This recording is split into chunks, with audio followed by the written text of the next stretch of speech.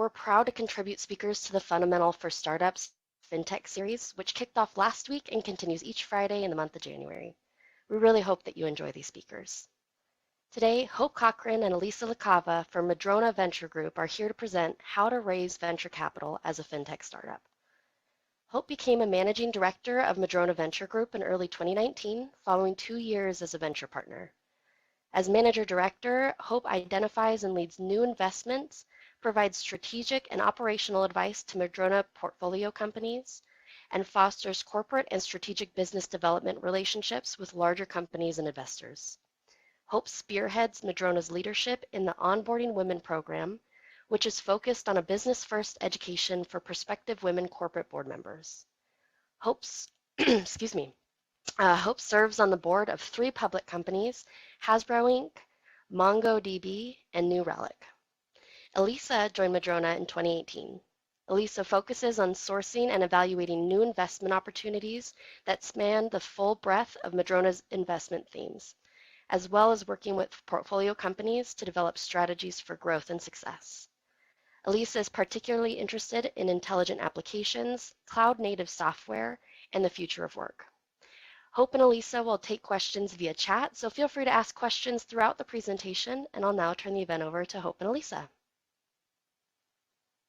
Alicia, thank you. It is such an honor to be here with you all today. Thanks both to CoMotion Labs and to BECU for putting this on today. I so appreciate the ability to reach through to all of you through this forum. So thank you for that.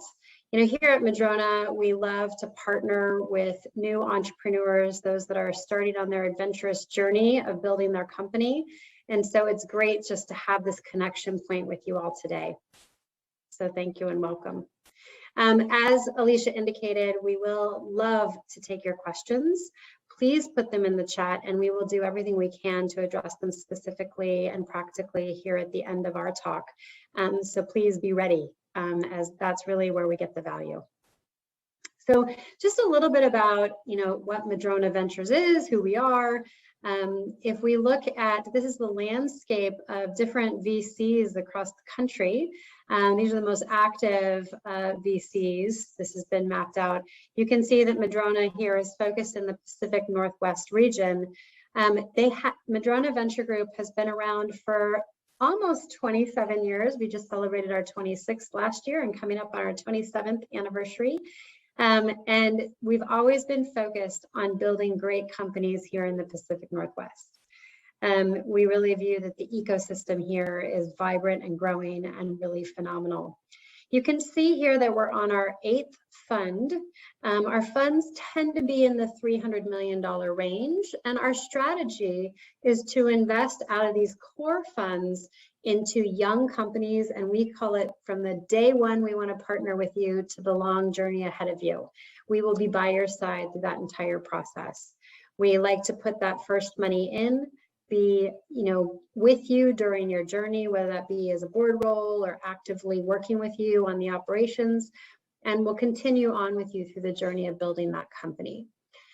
We also have acceleration funds. You can see that last bubble there, Acceleration Fund 1.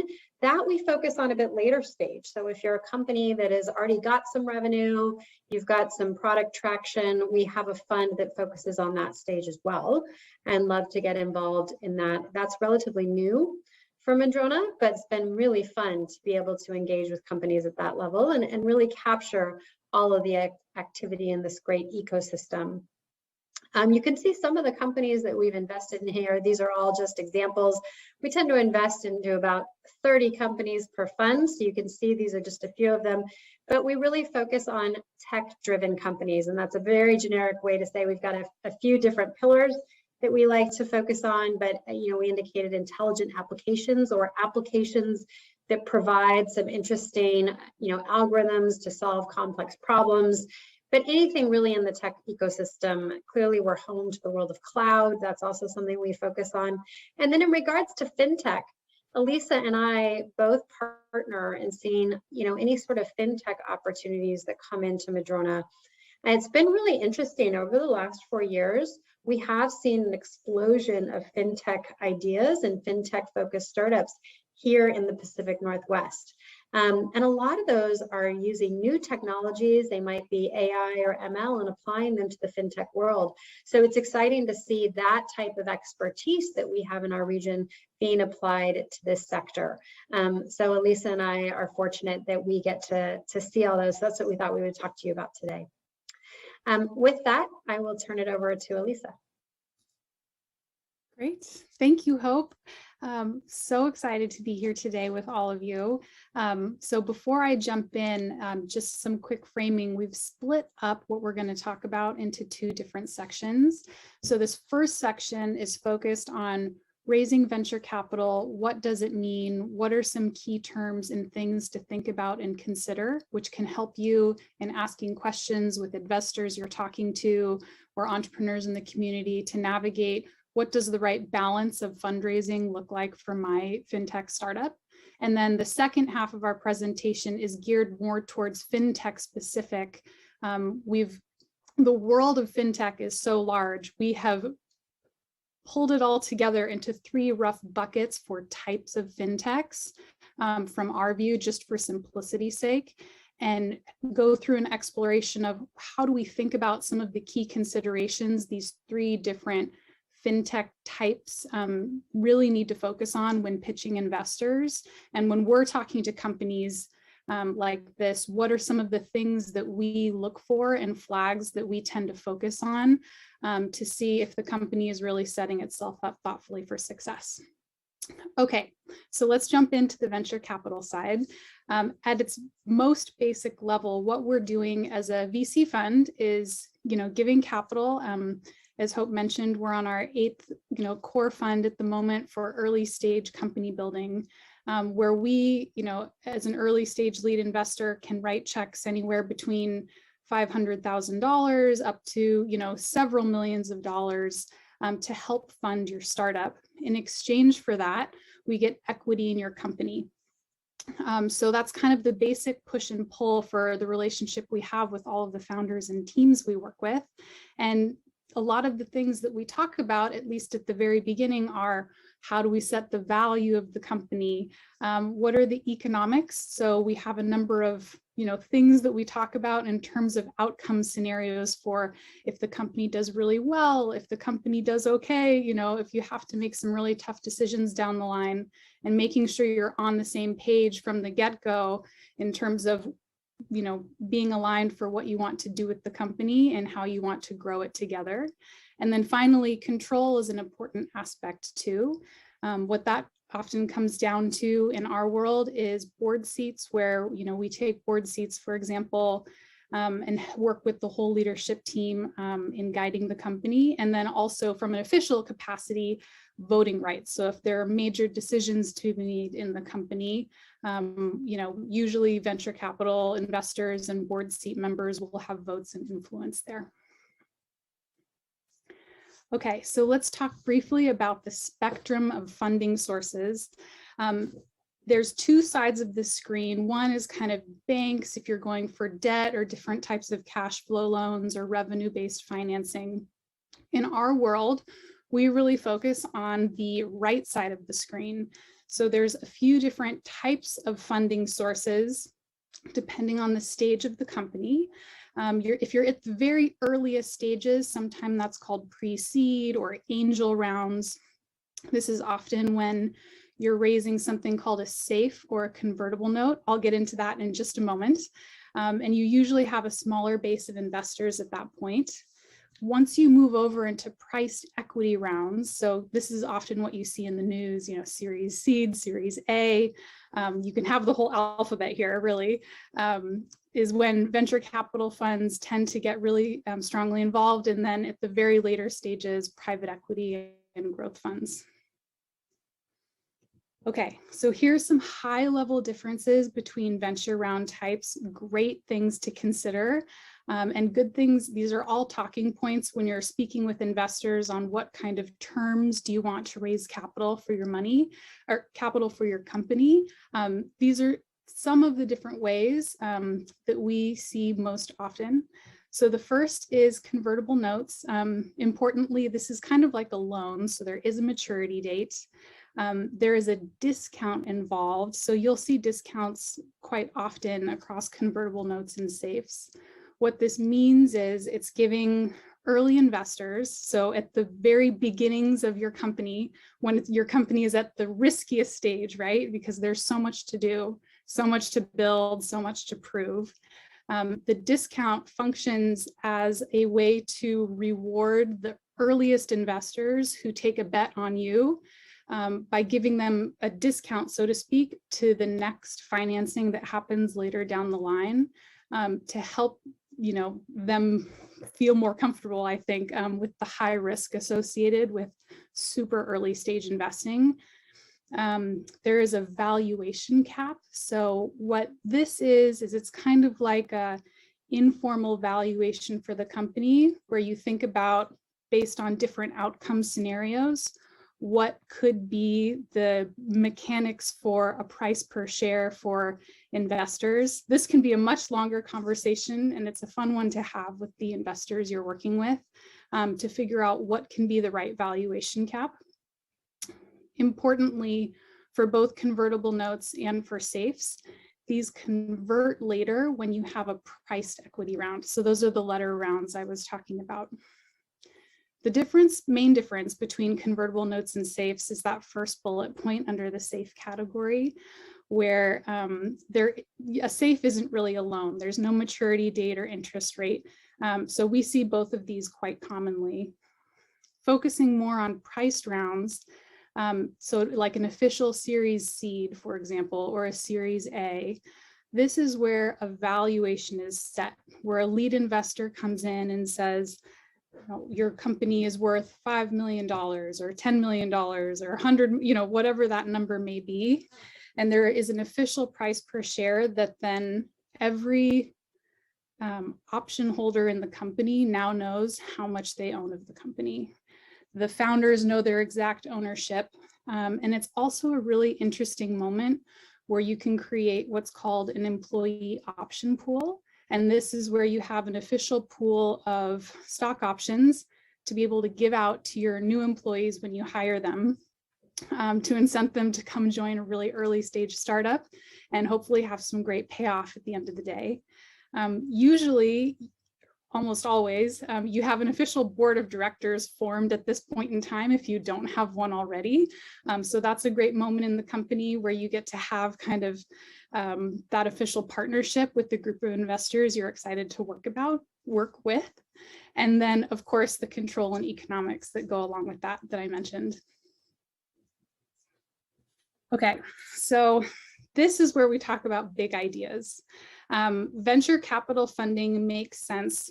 There's many reasons why it does and doesn't make sense for different business ideas. We've kind of broken it down into, 6 of the top ones that we see as differentiating between ideas that we know can be big one day where we can help, and where maybe venture capital funding might not be the right avenue at that moment in time for the company. So I'll just list these really quick, but this is also a great opportunity before I jump into these. These are all really strong strategic questions you can have with your leadership team, with all of the investors you're talking to get feedback, to explore new ideas, and to think about how do you grow your business model over time and weave it into your pitch. So the first one is, you have this great idea and you are the person to build this company. You have experience in the market, you have some kind of expertise where you understand a very specific pain point and really want to solve it. That's exciting to us as investors because we say, hey, you're the right person to build this company. You know exactly, or not exactly, but you have a great idea on how to get started and really get going, and have a good grip on what does the existing market look like that you're going to be building into. Second, and really importantly, it's a very large market. And when I say large, I mean, think billions. The reason we say billions, even though it's such a large number, is, you think about a total addressable market size. And then as you think about subsegments that your product may be selling to, or different types of customers over time, that sliver and funnel gets smaller and smaller. And so what we're looking for is, at the end of the day, the specific customers that are buying your product, we still want that to be a big enough market. So sometimes you have to start with a really big idea. Third, you want to grow revenues quickly. There, are many different market cycles and swings that happen. One of the biggest macro trends we've seen, especially over the past few years, is that top line revenue growth is really rewarded in the market, both in the public markets, and this trickles down all the way to the private markets. And so one of the goals that can be helpful when raising venture capital money is if you are aligned with your investor base on how quickly you want to grow the top line revenues of your company and what kinds of levers you can pull to get there. I put a rule of thumb in here that triple, triple, double, double, double is a very rough proxy for what many venture capital investors consider to be kind of baseline good year-over-year growth for the first 5 years of a startup. Fourth, you really want hands-on help with company building. There are many different kinds of investors and board members you can find to work with your business. So this kind of has a caveat, because depending on what you're looking for, you can have different kinds of company building help. At Madrona, we love to be hands-on. It's one of the reasons I love working with the group. I know I'm working closely with Hope, a lot of our other investment team, the board meeting level is oftentimes the lowest level of engagement we have. And by that, what I mean is we're not just talking to our CEOs and leadership teams once a quarter. It's every few weeks. It's when special projects come up. It's when interesting things happen with the company, with customers and introductions and leadership team hiring. It's a very hand-in-hand experience, which is really exciting. And so we have the ethos of really hands-on help with company building, but there's absolutely a spectrum you can pursue depending on what kind of investors you want. The fifth one, we already talked a little bit about expertise, but strong leadership skills is also an important aspect. In early stage company building, it's really just you. Maybe you have a co-founder, maybe you have a handful of employees, 10 or 15 or 20, but it's all about you, what you believe in, and the strength of the team that you can recruit around you to execute on this idea that we get excited about. And finally, of course, you want a big outcome for your company. You're aligned with your investors on the opportunity that sits in front of you, how you want to get there, and what you really want for an exit one day, whether it may be a merger or acquisition opportunity, or if you really want to go all the way to the public markets. Okay, so milestones that VCs look for, and this is shifting so much because today's venture market is wild, wild west. But I think we've put in here what are some guideposts for different milestones you can think about for different phases of equity financing. So at the pre-seed, this is really the earliest days of the company. You have this idea. Maybe you've done a bunch of customer research, and maybe you have an alpha of a product. And by alpha, I mean, it could be Figma designs, it could be a PowerPoint, it could be some really rough mock-up or interviews. But you have some kind of feedback that, from customers on what you want to build is somewhat what they're looking for. And then maybe you've even started selling. So you have some letters of interest, or you have a couple kind of trial periods set up with some potential customers. And team-wise, you may have a small team. So these are generally kind of the profiles we see at pre-seed. At seed, when you're raising a seed round, and these rounds can be anywhere from, $1 million to 10, 15, it's kind of crazy what the venture world is doing with seed rounds these days. But usually at this point, you have to have a handful of paying customers, and you have a working beta version of your product, or maybe you're in GA. where you have a full-fledged version of your product selling to paying customers. And importantly, at this point in time, you're starting to make revenue. So you have what we call annual recurring revenue of some form. And in fintech, this can take many different forms. So we can talk about that in a moment. But you do have some kind of revenue traction indicating product market fit. And then you're also getting great feedback from customers, and maybe you've developed your team a little bit at this point. Finally, for Series A, this is where we're just starting to get to sensing repeatability in the business. So it's still very early stages, but you have some customers who are renewing or about to renew their contracts with you for the very first time. And then on the engineering side, you're starting to kind of expand your product, maybe offer new features, new releases where you're getting into more of a development cycle there, which is great. Sometimes, surpassing or approaching with momentum the $1 million recurring revenue mark is seen as a really strong signal by Series A traditionally. And then at this point also you're looking to really expand your team. So you're hiring sales, you are prioritizing going to market, and expanding other engineering aspects of your team as well. Okay, so I'll wrap up this section really quick by talking about the term sheet. So it means you've found an investor you want to work with. You're thinking about raising money from them. They've offered you a term sheet and you have to decide, do I want to take this term sheet or not? A couple things just to consider. 2 on valuations.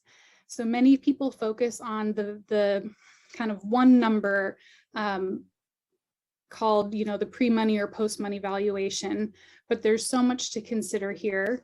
And it can be the mark of a great investor who's willing to work through how, they get to this valuation with you. Specifically, if you have a number of safes or convertible notes that you've raised in the past that are now converting into this new round, depending on what the structures were of those previous safes or notes, it can have a significant impact on the math for what happens with valuation and dilution at your first priced round. So your investor can always help you with that. As a founder, CEO, I really strongly suggest that you stay on top of that before you do your first equity raise, fully understanding and being aware of what kind of dilution you may be setting yourself up for if you're stacking multiple safes and notes on top of each other. So that's definitely something to be careful of and be cognizant of once you get to the point of raising a priced round. And then second, the size of the valuation. We're seeing sky high valuations at the moment. Fintech is absolutely no exception. It's leading the charge. And there's pluses and minuses to this at all points in the company building process. Right now, capital is cheap, as they say. The venture market is very excited about fintech.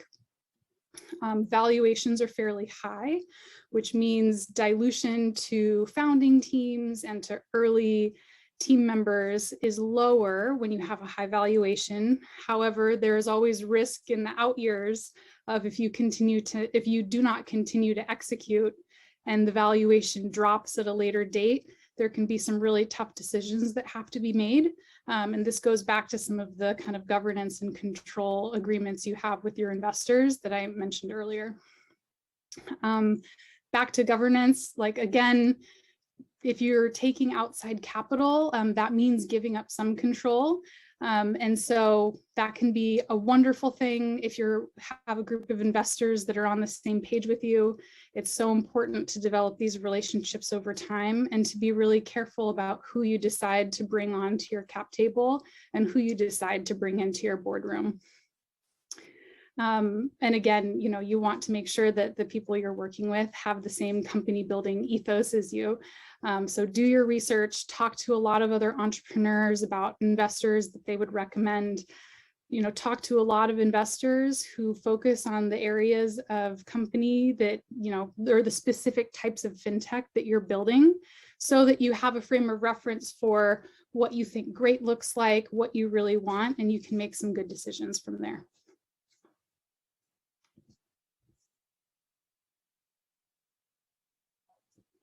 Thanks, Elisa. So now we will transition a little bit from the fundamentals of raising money to some of the things that we look for when a fintech comes in to meet with us. Now, the first thing I hate is this phrase fintech, because when we dive into it, it is so broad.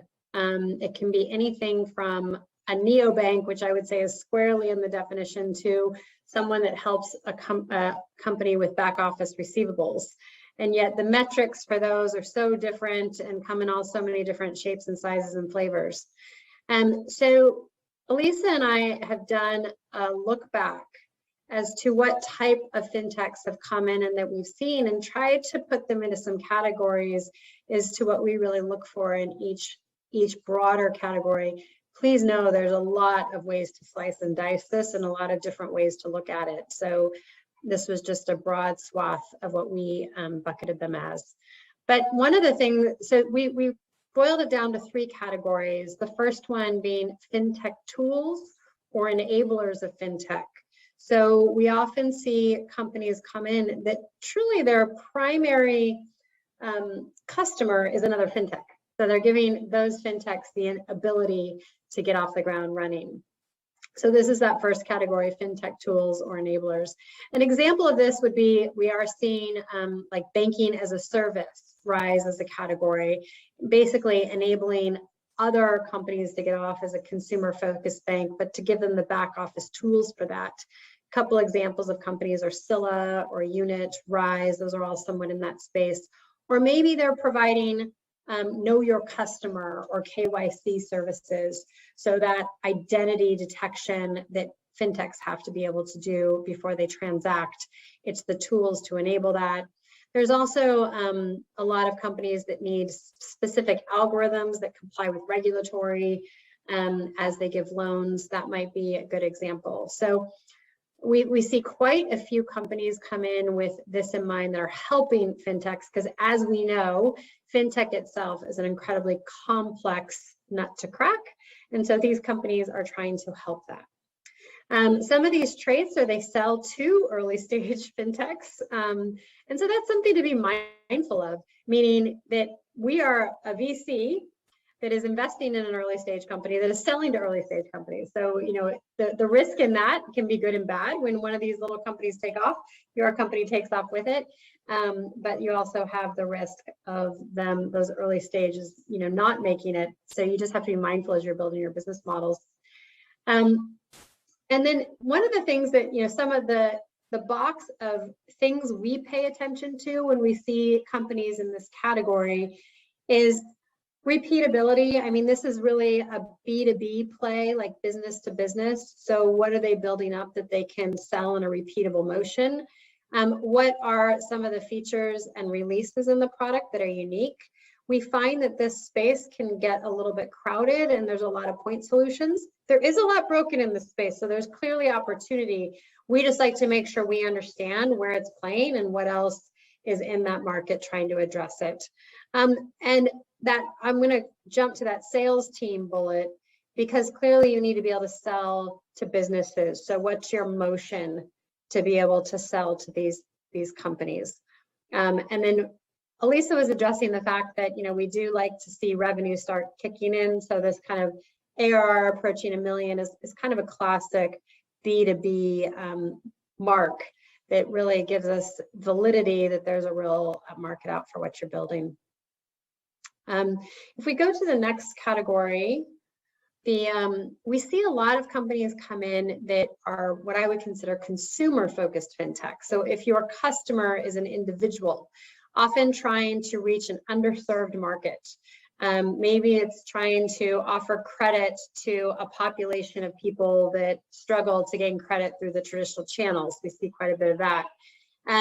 Some examples that we have seen are neobanks. So banks that, we all hate, the big banks, maybe I don't want to name names, but we all know the large banks that we have to go into a building.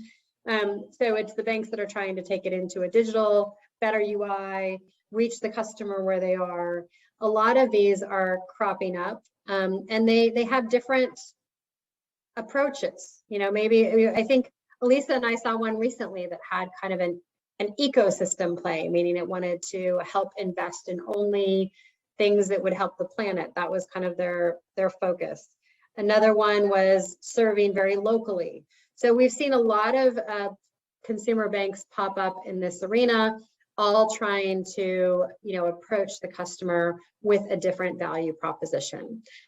Some others are there's a lot of micro lending coming out, like how do we lend to people that hadn't been able to get credit in another environment. Possible is a good example of that. They lend to folks, maybe they need help buying textbooks, and they can get it through a $500 loan through Possible.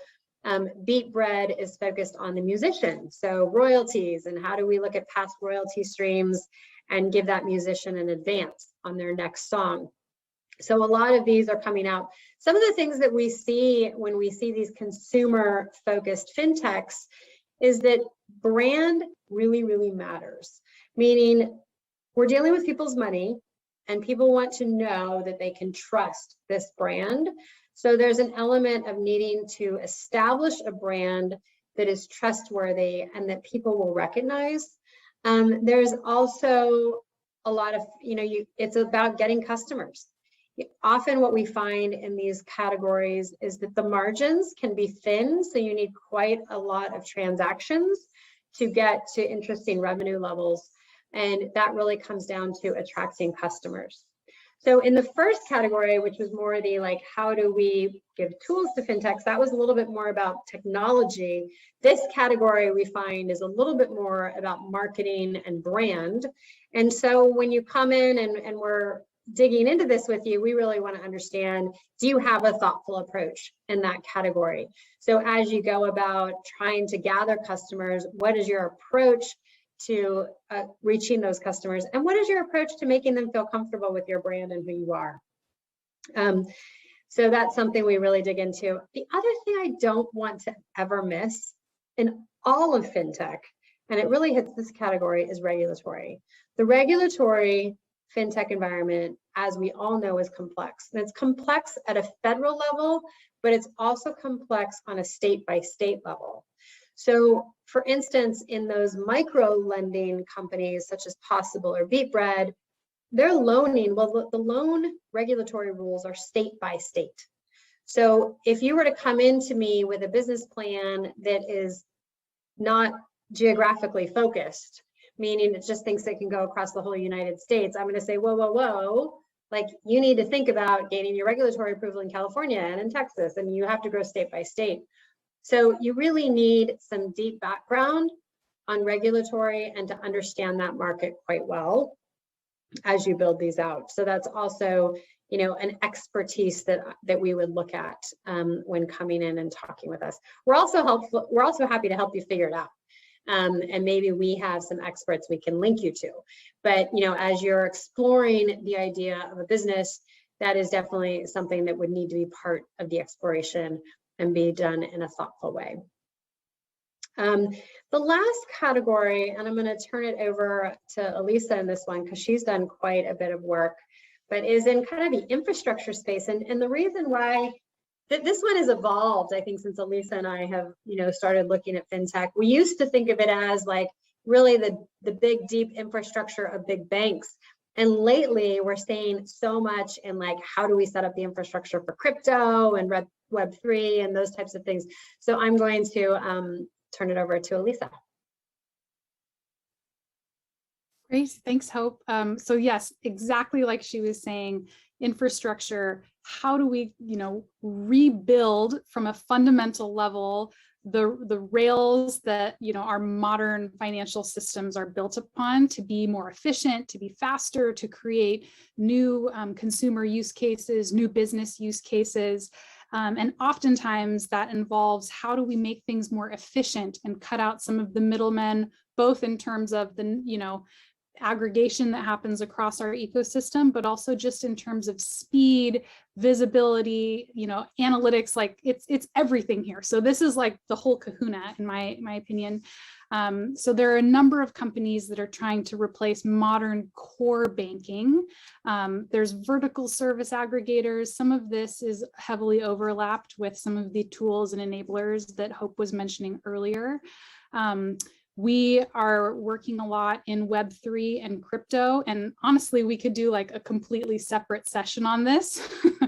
So we didn't focus on this specifically for this talk, but thinking about what are different ways what we're seeing right now in the world is crypto and Web3 are acting almost as banking system bypasses with many different layers of capability that are being built at rapid speed.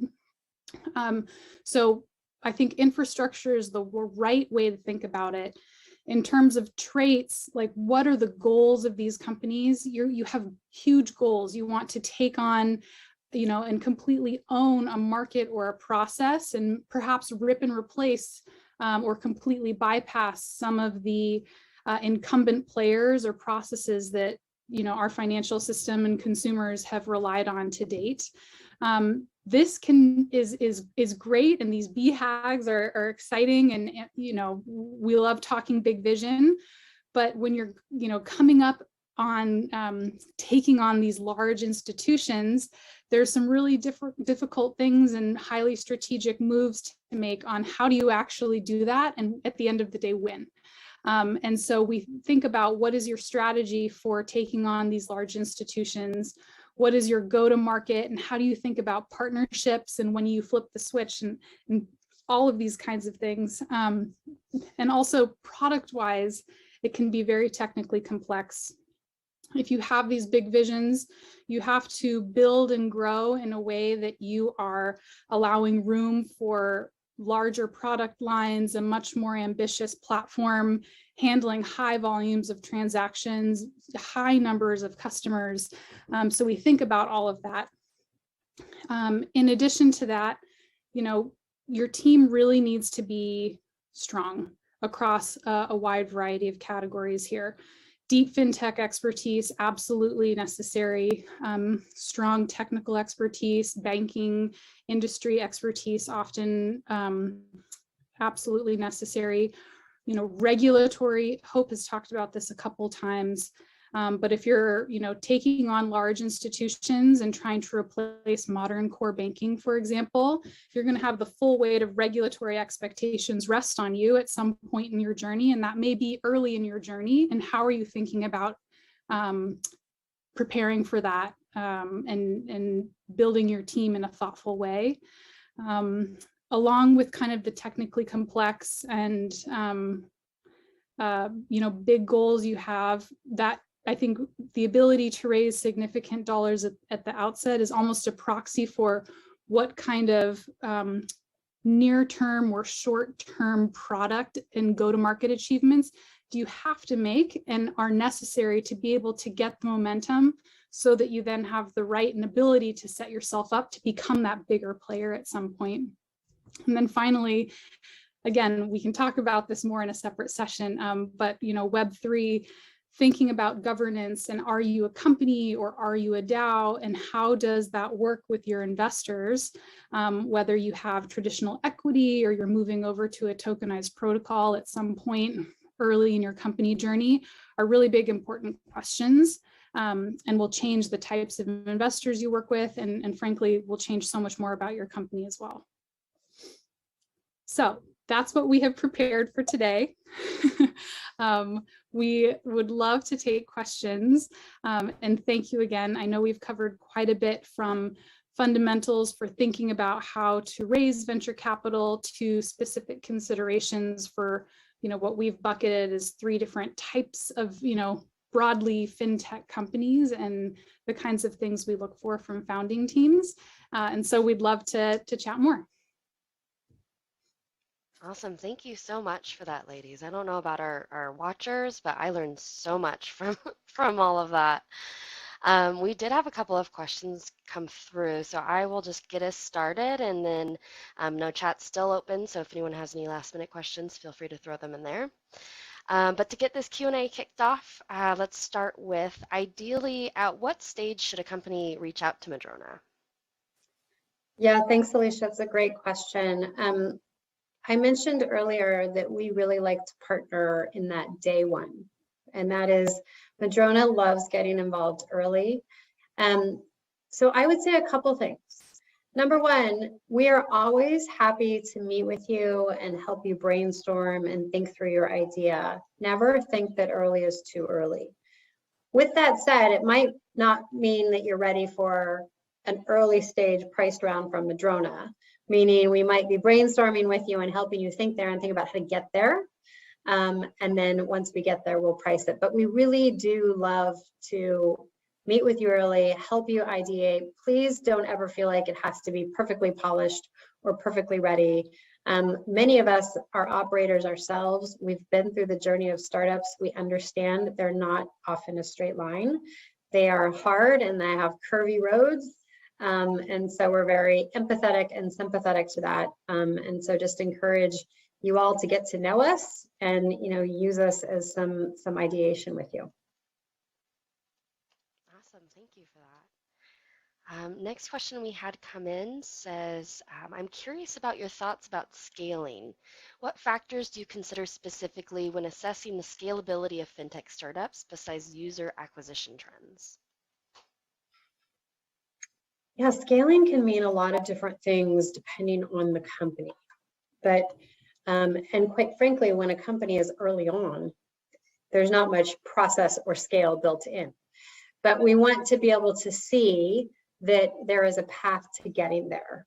And what I mean by that, you mentioned the sales and marketing. That's a great example of, we want to be able to see that you can get your, let's talk about the consumer fintech world first. I think it's the most tangible. But if you can market in certain channels, you're getting this much interest, which then translates to this much, going to actually use your product and then maybe to paid. So seeing that some of those trends are starting to take shape, we would also look at the retention of the customers and the fact that they're continually using it and their engagement with whatever you're building. Meaning I want to see that they're using it on a regular basis and their actions are repeatable and they're sticking with it for a good amount of time. We often talk about that ratio of lifetime value of a customer compared to how much it costs for you to acquire them. So that's always a good ratio to look at for scalability, meaning are you spending a rational amount of money to get that customer based on how much you anticipate they'll spend with you over the lifetime, and therefore it's a profitable relationship. So those are some of the things that I'm looking for. Awesome, that makes sense. Thank you for that. And I would only add that, in addition to the paid advertising, and I think Hope touched on this earlier, but it's not just about, paid online ads. There's all of these different ways you can scale customer acquisition. So if there's referral programs, there's tons of refer a friend, tricks and tips that different consumer fintech companies will use. What we see often, and this happens a lot in the neobank category, where community building is a huge part of brand building, gaining trust with all of their customers, so that at the moment that they're able to roll out their first product, they already have this kind of captive and interested community that is more inclined to sign up. And so what are some different ways that you can build that community and find kind of your people, your customers and prospects in neat ways that can be content creation plays, community building, different engagement models that could even mean, in-person or online events to get people engaged and excited and trusting of your brand. This is all great nuggets that you're giving us. Next question we have for you is, in 2021, fintech startups raised $70 billion in the USA and Europe. Do you see that trend continuing in 2022 and beyond? Oh, I hate predictions. I always say that if I could predict things right, I would be doing something different. I'd be very wealthy, as we all would be. So this is one of those stats that I think keeps exceeding the predictions, right? Meaning that the valuations, the amount of money in the space has truly been remarkable. It is definitely the hot space. So all of you out there building fintech, sure, you're in a great spot right now. And I think that's really born out of the fact, and I'll just say it, my background from an operating perspective has been to be a CFO my whole career. I think we all know that the movement of money, the managing of money, the way we interact with money as a society is just ancient and old. And therefore, there is a tremendous amount of opportunity to modernize the space, to do the space in a new way, to disintermediate players. So there's just an incredible amount of opportunity, and that's why we've been seeing so many companies emerge out of the space. There's also a lot of new technology to apply to the space, whether it be, you know, how can we apply some machine learning? How can we connect directly to sources of movements of money? So much opportunity. So I'm not directly answering the question of whether there'll be more investment next year than this past year, because that's hard to predict. But I will tell you that we are still excited about the space. There's a lot of improvements that can happen. And, you know, I just see a huge swath of opportunity here. Awesome. Thank you for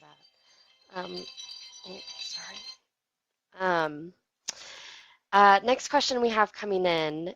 What advice do you generally offer your early stage teams for successfully recruiting technical talent? It's a great question. Elisa, I can jump in, or if you want to jump in. I can jump in first.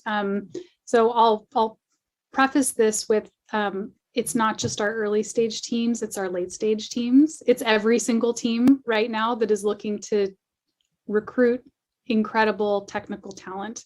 And I think that's a sign of our job market right now, especially in tech, is that high quality engineering talent is in exceptionally high demand. I will answer this through the lens of what do we see some of our early stage companies doing to be able to get these, you know, engineers to sign with their startup offer versus going to like a big tech company that may offer higher cash compensation. There's a number of things. We're seeing really early stage companies being very creative with equity. So what kind of options and incentives can you give? Especially if you're at the earliest stages. Granted, those options are the most risky because you don't know if they'll ever pay off. However, if your company does well, if you are one of the earliest employees in a startup, the potential payout for that is significant. And so you're looking for people who A, are incentivized by that, and B, and I think more importantly, love and really want to be that first creative, you know, code on the whiteboard, so to speak, for a company. They want to have the blank slate. They don't want to fix other people's code. They want to be able to write and create and be that author from the get-go. And that attracts a really specific profile of engineer, especially in those early days. So I think that's one way to kind of filter in interviews. Another thing we're seeing across the board really is opening up job recs to be fully remote. So if you were, you know, traditionally in one ecosystem where you had an office, we've seen a number of startups over the past 2 years give up their office leases completely and go remote. That said, their, you know, previous employee base, they still have a center of gravity. For example, here in Seattle, they still have a, you know, core center of gravity of employees in the area. But as they do incremental new hires onto the team, they're doing that nationally, potentially even internationally, to be able to find more talent and attract those who are really interested in a more flexible working arrangement. And so those are just a couple examples of how we've seen our teams kind of work around that. And it's absolutely an evolving conversation. You know, part of that is also what does culture and company building look like? What kind of events are you creating when people do come on site, if that's once a month or once a quarter or whatnot, and other kind of micro team building and other opportunities where you can help reinforce connections across your company. So yeah, this is often the first topic at board meetings is people and recruiting and culture. So it's all wrapped up into one. Yeah, I'll just add, when Elisa said that this is often the first topic at a board meeting, I just always like to emphasize to any leader of a company, CEO, co-founders, that this is their job.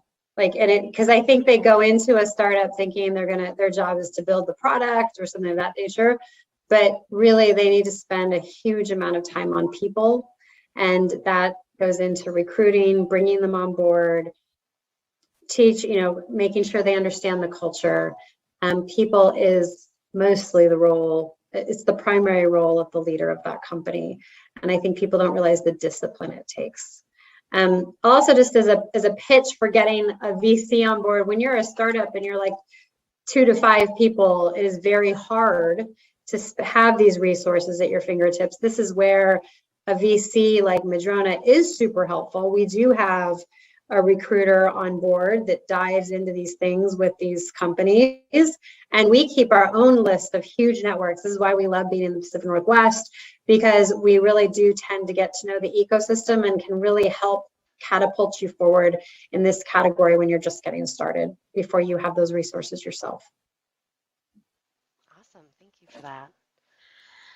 A follow-up to something that you said earlier, we had a question that said, you said that you see room for improvement in fintech. I was wondering if you could elaborate on that.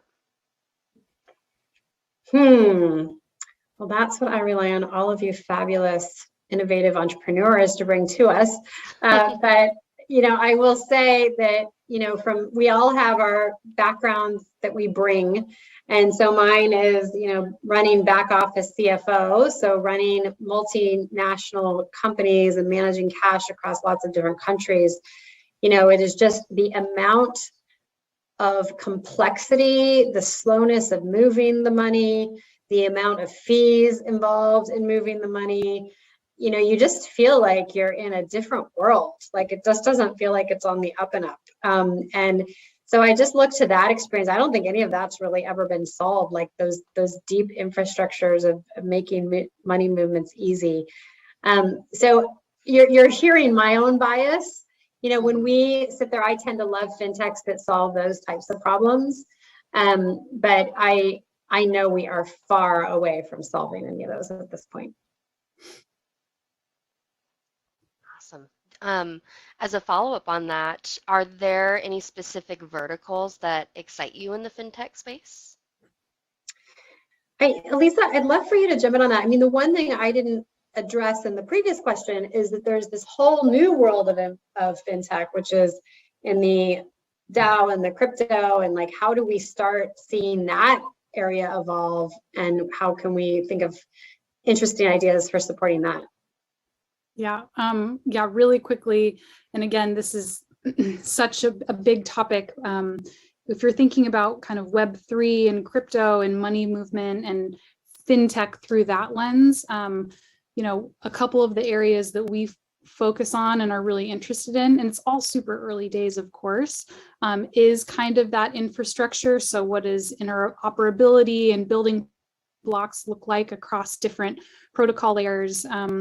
There's a variety of different kind of financial services and use case layers that sit on top of that, that are all enabled by blockchain. And quite frankly, we haven't reached the masses yet. And so I think the opportunity there, and expanding on that previous question on will there be more investment next year than this year, if you're including Web3 and crypto, the answer is undoubtedly yes. In my perspective, just because we are so early days in both building, but also getting to market and having, mass adoption for these use cases. Awesome, thank you for that. And then last question that we have time for today. since you've started investing in fintech as a venture capital, what's been maybe a mistake that you've made or lessons learned that you can share with our folks who are watching?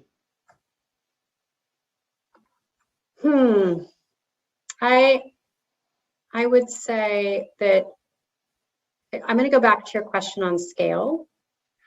And I don't think this really pertains to fintech specifically, but the one thing in a lot of fintech is that the margins are really narrow and small. And so you really need a good massive volume to get to an interesting place. And so that needs to be looked at early to make sure you can really see, is there enough customers for this? How are we going to get the customers? If we do get them all and the margin is X, where does that lead us to? So I think just understanding the goal of the journey and how you hope to get there is important pretty early on in fintech, because the error for margin is pretty small. Awesome. Well, thank you so much for your time today. And with that, I will pass this back to Yuli. Thanks. That's all the time. That's all we have time for today. Thank you all for joining us today, and a big thank you to Hope and Lisa for sharing their wisdom with the group. As a reminder, next Friday at noon, we'll be hearing from Nat Cartwright, co-founder and CEO of FinAI, who will present Just Do It, Launch Your Product Now. Sign up for that, and we'll see you next week. Have a great weekend.